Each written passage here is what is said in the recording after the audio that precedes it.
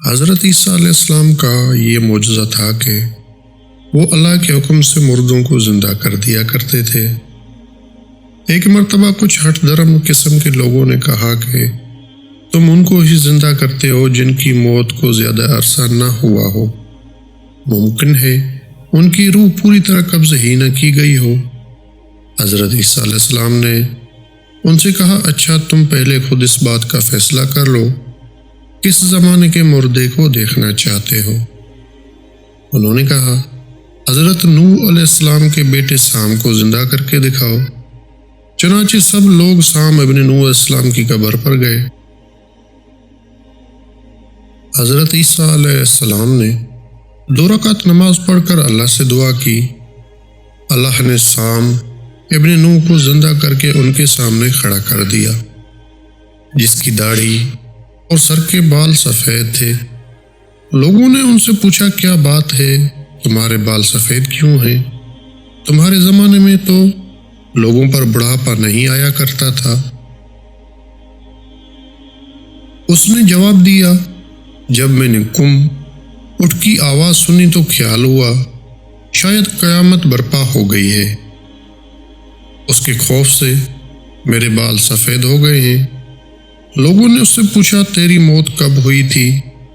اس نے جواب دیا، 4000 سال پہلے، اور موت کے وقت جن مشکلات کا سامنا ہوا تھا انہیں آج تک نہیں بھولا ہوں۔ کہتے ہیں کہ موت کے بعد مومن کے سامنے دوبارہ زندگی پیش کی جاتی ہے اور کہا جاتا ہے کہ دنیا میں دوبارہ واپس چلے جاؤ، مگر وہ موت کی تکتیوں سے گھبرا کر واپس آنا پسند نہیں کرتا۔ صرف شہید دوبارہ زندہ ہو کر دنیا میں آنا پسند کرتا ہے تاکہ پھر اللہ کی راہ میں جہاد کرتا ہوا اور اللہ تعالیٰ کی بارگاہ میں بلند درجہ حاصل کر سکے، کیونکہ شہید کی موت بہت آسان ہوتی ہے، اس کی روح نہایت آسانی سے قبض کی جاتی ہے، اس پر سختی نہیں کی جاتی۔ حضرت ابراہیم ابن ادم سے لوگوں نے عرض کیا، ہمیں بھی کچھ نصیحتیں کریں۔ انہوں نے جواب دیا، فی الحال 4 اہم باتوں کے بارے میں سوچ رہا ہوں، اس سے فرصت ملے تو تم لوگوں کو کچھ بتاؤں گا۔ لوگوں نے پوچھا، وہ 4 باتیں کون سی ہیں؟ فرمایا، وہ 4 باتیں یہ ہیں، یوم میثاق، جس دن اللہ نے تمام انسانوں سے پوچھا تھا، کیا میں تمہارا رب نہیں ہوں؟ اور سب نے جواب میں کہا تھا، بے شک وہ ہمارا رب ہے۔ اس روز اللہ نے جنتیوں اور دوزخیوں کے ناموں کی فہرست بھی تیار کر لی تھی۔ نہیں معلوم میرا نام کون سی فہرست میں ہے۔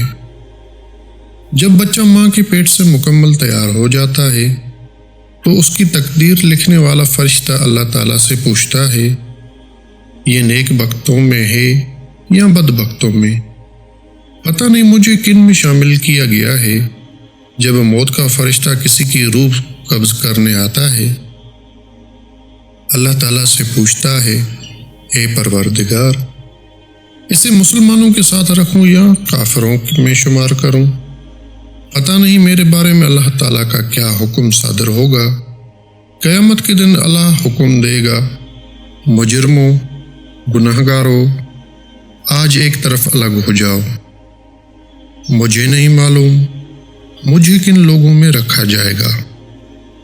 تو دوستو، ہماری یہ دعا ہے، اللہ پاک آخرت میں ہمارے لیے آسانی عطا فرمائے۔